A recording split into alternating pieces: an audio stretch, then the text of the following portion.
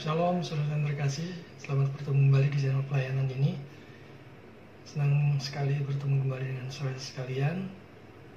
Mudah-mudahan saudara dalam keadaan sehat, ada sukacita, selalu dalam perlindungan dan pemeliharaan Tuhan. Saudara yang terkasih, hari ini kita akan membaca firman Tuhan dari Lukas pasal 13 ayat 1 sampai 5. Yang berbicara tentang pelajaran dari sebuah bencana. Saya akan mulai dengan membacakan Lukas pasal 13 ayat 1 sampai 5 untuk saudara sekalian. Pada waktu itu datanglah kepada Yesus beberapa orang membawa kabar tentang orang-orang Galilea yang darahnya dicampurkan Pilatus dengan darah korban yang mereka persembahkan. Yesus menjawab mereka, "Sangkamu orang-orang Galilea ini lebih besar dosanya daripada dosa semua orang Galilea yang lain? Karena mereka mengalami nasib itu? Tidak. Kataku kepadamu, tetapi jikalau kamu tidak bertobat, kamu semua akan binasa atas cara demikian. Atau sangkamu ke-18 orang yang mati ditimpa menara dekat Siloam lebih besar kesalahannya daripada kesalahan semua orang lain yang diam di Yerusalem? Tidak, kataku kepadamu. Tetapi jikalau kamu tidak bertobat, kamu semua akan binasa atas cara demikian." Saudara-saudara yang terkasih, banyak orang yang mempunyai prasangka yang buruk terhadap orang-orang yang tertimpa bencana. Misalnya ketika terjadi gempa di Lombok dan gempa bumi serta tsunami yang terjadi di Palu dan Donggala.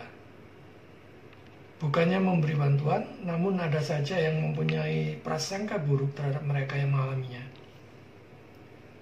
Beberapa orang percaya menganggap itu sebagai suatu hukuman terhadap orang-orang itu. Beberapa lagi menganggap sebagai balasan Tuhan, karena gereja-gereja di Indonesia banyak yang ditutup dan kebebasan menjalankan beribadah mulai ditekan. Ada juga yang beranggapan bahwa bencana-bencana yang terjadi itu karena pemerintah yang tidak adil terhadap kelompok agama tertentu. Mempergunjingkan bencana yang sedang dialami orang lain itu adalah sikap yang buruk. Memang Tuhan menghukum orang-orang yang melawan Dia dan yang memusuhi umatnya.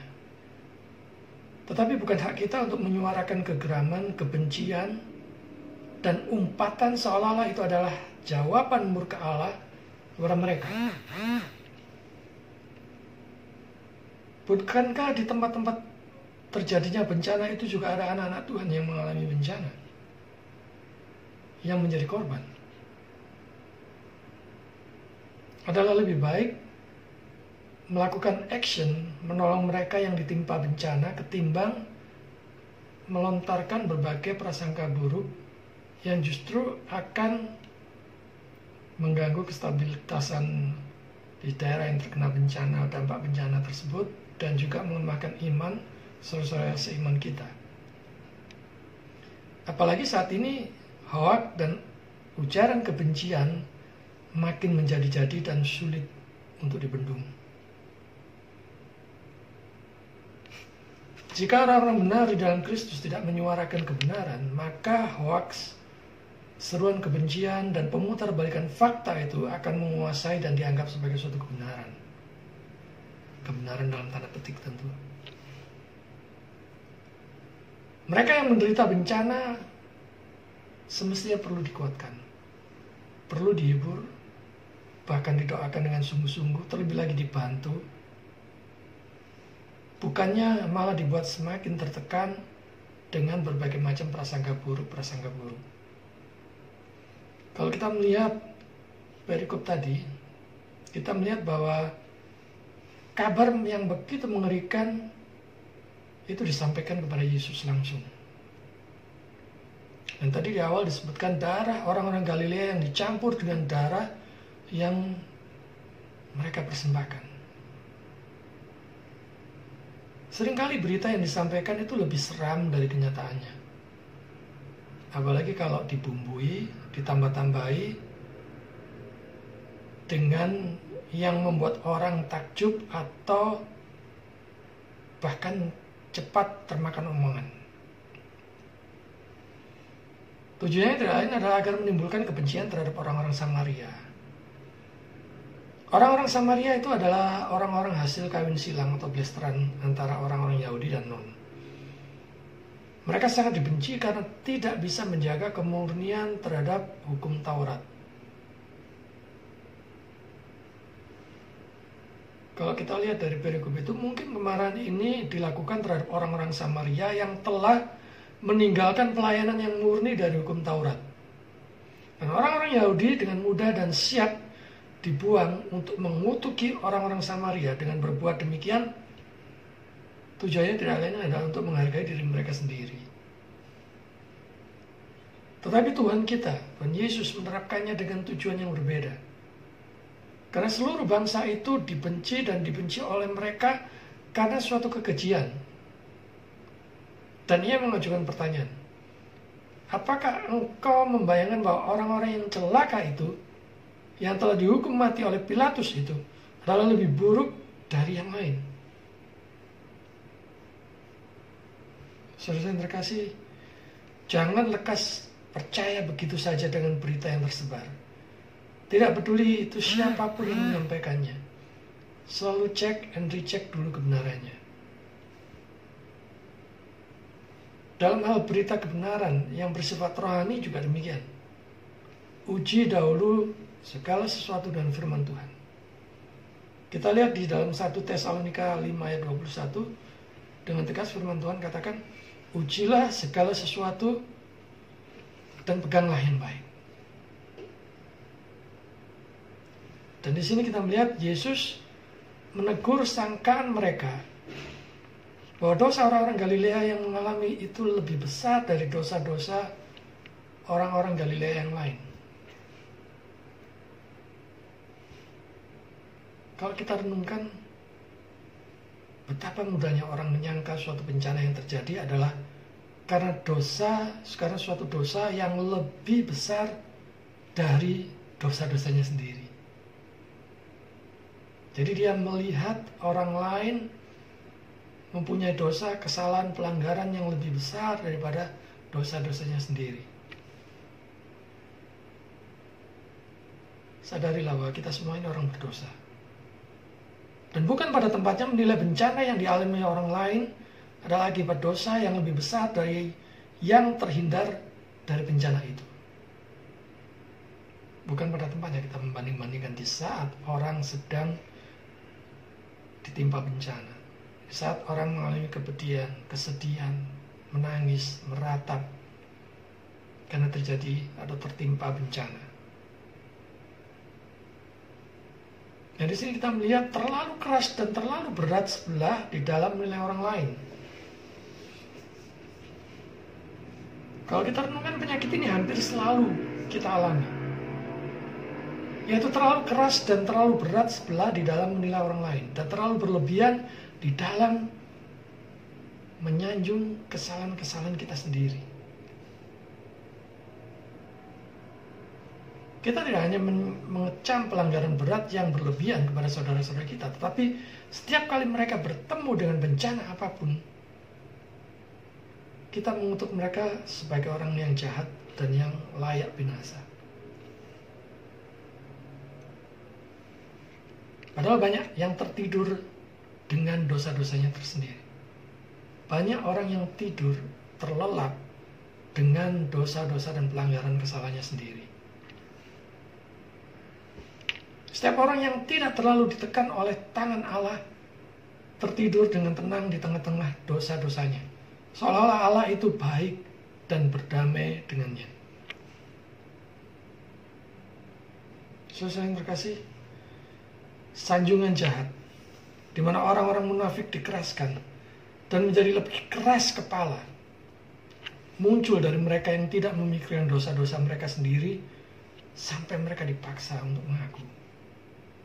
Karena itu, selama Allah mengedipkannya dan menunda hukumannya, mereka membayangkan bahwa dia puas dengan mereka. Mereka memanjakan diri mereka dengan lebih bebas lagi. Hati-hati saudara.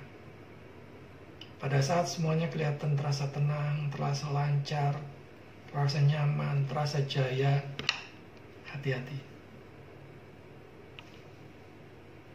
Dan waspada dan berjaga-jaga dan selalu koreksi diri. Jangan-jangan Tuhan sengaja membiarkannya itu sampai menunggu batas kesabarannya hadir dan itu ditimpakan kepada kita. Karena itu adalah lebih baik kita terus senantiasa koreksi diri. Saya mau beri ilustrasi yang sangat menarik ini. Ada seorang pengusaha kaya raya sedang menikmati makan siangnya. Maka datang karyawan kesayangannya tergopoh-gopoh melaporkan kebakaran hebat yang menimpa kompleks perumahan dan pabriknya. Dilaporkan, "Tuan, kompleks kita kebakaran hebat." Lantas kemudian si tuan dengan tenangnya bertanya, "Tempat Ahong gimana?" Karyawannya menjawab, "Ludes Tuan." Lalu dia bertanya lagi, "Tempat Tuan Abut gimana?" Dijawab karyawannya, "Tak tersisa Tuan." Dan sekali lagi dia bertanya ke karyawannya itu, "Tempat Pak Eko gimana?" Dijawab karyawannya, "Habis juga Tuan, ludes tak tersisa." Sambil bangun berdiri, memegangi dagu, Tuan itu bergumam, baguslah kalau begitu. Kemudian karyawan itu menyaut, "Tapi Tuan, sumber kebakaran itu dari kompleks rumah, toko dan gudang Tuan sendiri." "Apa? Kenapa kamu tidak bilang dari tadi?" Lantas pingsanlah Tuan itu. Nah saudara-saudara, ilustrasi ini menggambarkan betapa cepatnya kita begitu mudah menuduh suatu bencana yang ditimpakan kepada orang lain, khususnya terhadap lawan kita, orang yang kita benci dan sebagainya, itu sebagai suatu hukuman. Dan itu akan menjadi suatu keuntungan bagi kita. Sebagaimana rival kita mungkin sudah tidak ada lagi atau berkurang, maka kita merasa lebih nyaman. Padahal jangan-jangan itu sebenarnya sumbernya dari kita sendiri. Kita melihat bahwa Yesus di sini menegaskan bahwa semuanya itu tidak. Dan dia menyuruhkan pertolongan.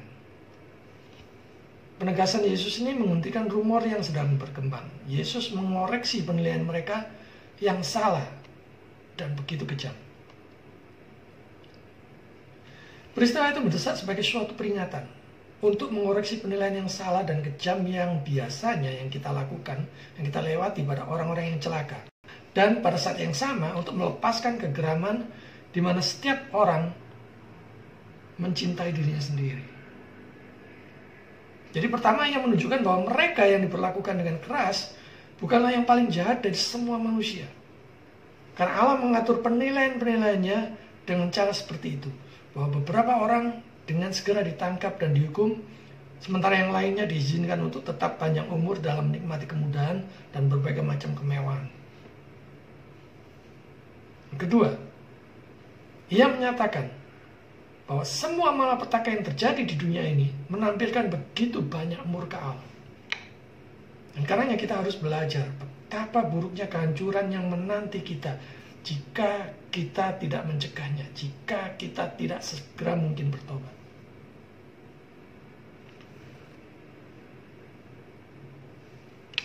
Saudara saya yang terkasih, sangkaan yang membabi buta bisa berkembang cepat dan merusak banyak orang. Karena itu sebelum berkembang, jangan pernah menjadi bagian di dalamnya dengan ikut-ikutan menyebarkan prasangka buruk yang menghancurkan.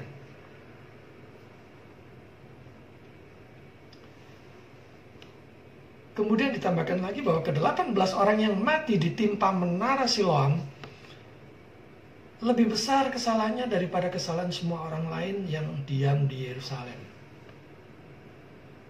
Yesus sendiri di sini menambahkan kasus lain yang serupa untuk mengingatkan mereka. Sebuah kasus yang mungkin telah terjadi tidak lama sebelumnya dan yang mungkin mereka dihakimi dengan cara yang sama.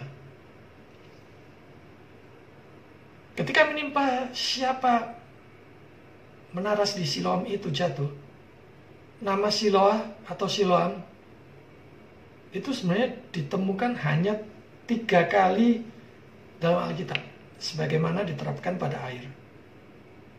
Sekali di dalam Yesaya 8 ayat 6 yang berbicara tentang hal itu sebagai air yang mengalir, dan sekali sebagai kolam dekat taman Raja Nehemia 3 ayat 15, dan sekali sebagai kolam dalam kisah penyembuhan juru selamat orang yang dilahirkan buta di dalam Yohanes pasal 9 ayat 7 sampai 11. Untuk tujuan apa menara disebut di sini? Kita tidak tahu untuk apa tujuannya menara yang disebut itu didirikan. Kita tidak tahu. Juga tidak diketahui kapan kejadiannya yang dimaksud di sini. Besar kemungkinan bahwa itu tidak jauh dari waktu ketika juru selamat menggunakan ilustrasi itu. Karena cara yang dia maksud itu menggambarkan bahwa itu adalah segar dalam ingatan orang-orang yang kepadanya dia berbicara. Dan Yesus menegaskan itu tidak. Dan segera menyerukan pertobatan. Penegasan Yesus untuk yang kedua kalinya ini mengingatkan dengan keras kepada mereka untuk datang kepada Tuhan dalam pertobatan. Dan ini yang jauh lebih penting ketimbang kita ngomongin membicarakan nasib orang lain, dosa-dosa, pelanggaran, kesalahan orang lain. Dan hendaknya pertobatan selalu ada di dalam kerangka pikiran setiap orang percaya setiap saat.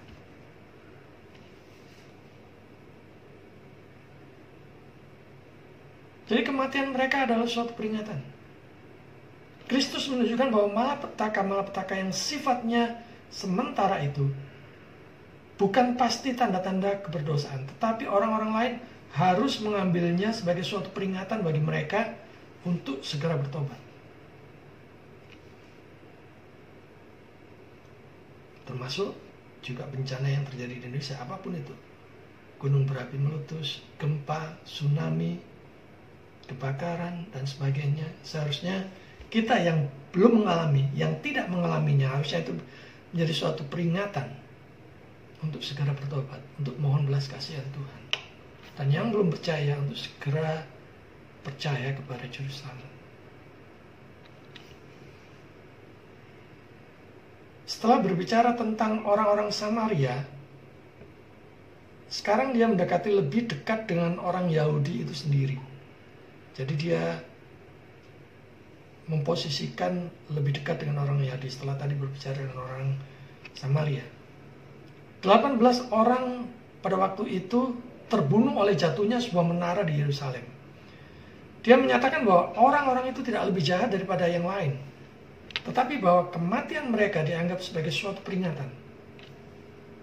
Meskipun mereka mungkin terhindar untuk sementara waktu, melarikan diri dari tangan Tuhan. Dan Kristus tidak melarang orang-orang percaya untuk mempertimbangkan dengan penuh perhatian terhadap penghakiman Allah, tetapi memerintahkan mereka untuk mematuhi perintah ini, untuk memulai dengan sadar akan dosa-dosa mereka sendiri. Lebih mudah kita melihat dosa-dosa orang lain daripada pelanggaran dan dosa-dosa kita sendiri. Dan dengan demikian mereka akan mendapatkan keuntungan tertinggi, karena mereka akan menghindari hukuman Allah dengan pertobatan yang sukarela. Saudara yang terkasih, pertobatan diri sendiri itu jauh lebih penting ketimbang membicarakan nasib orang lain. Sadar dosa dan pertobatan harus senantiasa sekali melekat di dalam hati dan pikiran setiap orang percaya. Pertobatan di dalam Kristus yang telah mati bagi dosa-dosa pribadi, ini nilainya kekekalan. Sedangkan prasangka buruk terhadap mereka yang tertimpa bencana justru hanya akan menambah dosa-dosa. Kita mesti harus sadar bahwa setiap bencana adalah undangan Tuhan kepada pertobatan terhadap setiap manusia, siapapun dia. Harusnya dia melihat tangan kuasa Allah yang begitu perkasa.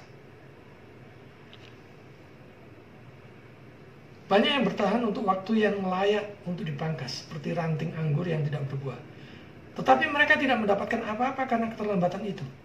Dan jika mereka bertahan di dalam ketegaran mereka, maka akan tiba waktunya suatu saat nanti. Sadarilah sepenuhnya bahwa negara ini penuh dengan orang-orang durhaka, dan sebenarnya banyak orang yang pantas untuk mendapatkan hukuman yang sama semasa masih hidup. Ya, kita melihat di Indonesia, di negara tercinta kita ini, korupsi begitu merajalela. Bahkan bukan hanya di dalam pemerintahan, di dalam gereja pun juga demikian. Banyak yang menyalahgunakan uang persembahan, uang persepuluhan jemaat, yang memberi dengan ketulusan, memberi dengan kesungguhan, memberi karena cinta Tuhan. Tetapi yang menggunakannya bukan dipakai untuk memuliakan Tuhan, tapi dipakai untuk foya-foya, membeli mobil mewah, membeli apartemen mewah, dan hal-hal yang lain yang tidak berguna untuk kemajuan kerohanian jemaatnya. Bahkan tidak dipakai sama sekali mungkin untuk keperluan misi atau membantu jemaat yang masih kekurangan, gereja-gereja yang kekurangan di pedesaan dan pedalaman. Ataupun mungkin membantu mereka yang miskin untuk membuka usaha sehingga mereka bisa mandiri dalam hal ekonomi. Saya tidak tahu mengapa tidak terpikirkan itu oleh begitu banyak hamba Tuhan yang sebenarnya secara finansial mereka lebih dari mampu. Dan jika itu salah satunya adalah saudara, saya akan mengingatkan saudara. Hari ini firman Tuhan mengingatkan, bertobatlah. Jika tidak, maka nasib saudara akan sama seperti mereka yang tertimpa menara Siloam. Saudara yang terkasih, ini melibatkan kesalahan ganda. Karena ketika Allah menghukum siapapun di depan mata kita, Ia memperingatkan kepada kita tentang bagaimana penilaiannya dan keadilannya. Bahwa kita masing-masing dapat memeriksa diri sendiri dan mempertimbangkan apa yang seharusnya pantas kita terima. Kita mesti harus jujur. Kita tahu kelemahan kita, kedagingan kita, dosa-dosa kita, pelanggaran kita tidak akan pernah itu lewat dari penglihatan Tuhan. Dan sadarilah itu. Dan jika Tuhan menghindarkan kita untuk sementara waktu, kita begitu jauh dari memiliki hak untuk mengambil kebaikan dan kesabaran seperti itu sebagai suatu kesempatan untuk tidur karena kenyamanan. Bahwa kita harus menganggapnya itu sebagai undangan kepada pertobatan sesegera mungkin sebelum segala sesuatunya terlambat. Saudara yang terkasih, Paulus mencela mereka dengan kesungguhan bahasa seperti di dalam Roma pasal 2 ayat 5. Tetapi oleh kekerasan hatimu yang tidak mau bertobat, engkau menimbun murka atas dirimu sendiri. Pada hari waktu mana murka dan hukuman Allah yang adil akan dinyatakan. Saudara yang terkasih, mereka yang terjaga dari bencana hendaknya berjaga-jaga.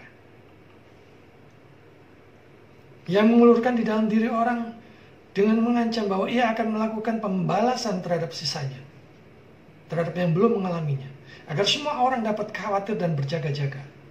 Dan ketika Tuhan tidak segera membalas kepada kaum reprobat yang sudah ditetapkan binasa, meskipun kita tidak tahu siapa itu, tapi menunda untuk menghukum mereka adalah alasan terbaik atas kesabarannya.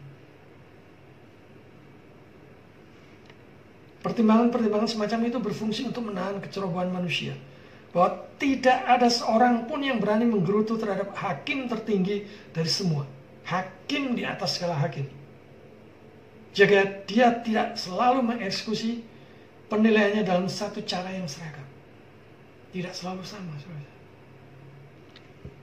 Dia mempunyai caranya sendiri. Dia mempunyai kehendaknya sendiri. Yang tidak bisa diatur-atur oleh pikiran, kehendak, dan hati manusia yang berdosa. Tidak peduli itu sesaleh apapun dia. Suatu perbandingan di sini dari antara pemilik dan pekerja kebun anggur. Bukan bahwa pelayan-pelayan Allah melampaui dia dalam hal kesabaran dan kelembutan, tapi karena Tuhan tidak hanya memperpanjang kehidupan orang-orang berdosa, tapi juga memupuk mereka dalam berbagai cara, supaya mereka dapat menghasilkan buah yang lebih baik. Saudara yang terkasih, bencana bisa terjadi di mana saja, kapan saja, dan menimpa siapa saja, termasuk saya dan saudara. Lebih baik membawa mereka yang tertimpa bencana di dalam doa, ketimbang kita mempergunjingkannya. Prasangka yang negatif adalah perbuatan keji yang dikecam Tuhan. Demikian juga dengan hoaks dan ujaran kebencian yang memperparah keadaan, yang melempahkan iman dari mereka yang tertimpa bencana. Terlebih lagi yang hanya untuk membenarkan diri sendiri, hendaknya segera bertobat. Jika saudara menganggap diri saudara lebih baik dari orang lain, koreksi dirilah bahwa kita juga orang berdosa yang butuh juru selamat. Dan saya mengajak saudara yang terkasih, gunakan sosial media sebaik mungkin untuk kemuliaan Tuhan dan hal-hal yang positif yang membangun dan yang saling menguatkan dan menyemangati serta menolong mereka yang tertimpa bencana. Dan di saat ini, di mana pandemi COVID-19, Corona terjadi di mana-mana, bukan hanya di Indonesia tapi di seluruh dunia, korban yang berjatuhan begitu banyak, juga termasuk orang percaya di dalamnya. Mari kita gunakan itu untuk menguatkan, bahkan untuk membantu mereka yang lemah. Mungkin mereka terdampak ekonomi, mungkin mereka dirumahkan, mungkin bisnisnya bangkrut, usahanya bangkrut, mungkin dia mengalami sakit. Apa yang bisa kita lakukan untuk mereka? Lebih baik kita membantu mereka dan mendoakan mereka yang tertimpa bencana, terutama membawa mereka untuk mengenal Yesus bagi mereka yang belum mengenal Yesus, untuk menerima Dia sebagai satu-satunya Tuhan dan Juru Selamat. Jika kita ataupun tempat kita terhindar dari bencana, bersyukurlah. Jangan menumpuk dosa dengan statement yang tidak pada tempatnya. Setiap bencana yang terjadi mengingatkan kita setiap saat untuk datang kepada Tuhan dengan pertobatan. Dan pertobatan hendaknya senantiasa memenuhi kerangka pikir setiap orang percaya. Tuhan memberkati.